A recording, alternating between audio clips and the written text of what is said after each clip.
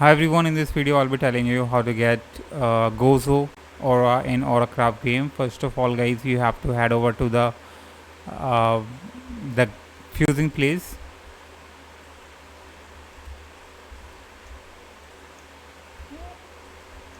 and just be careful.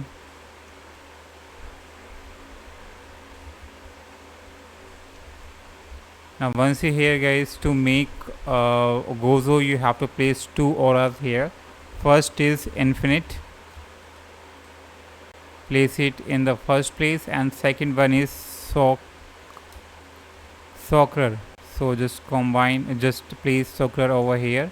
So there is 20% chance that you will get Gozo after start fusing these two guys auras. So just start, and after 4 hours you will get to know that if you are lucky to get Gozo after this.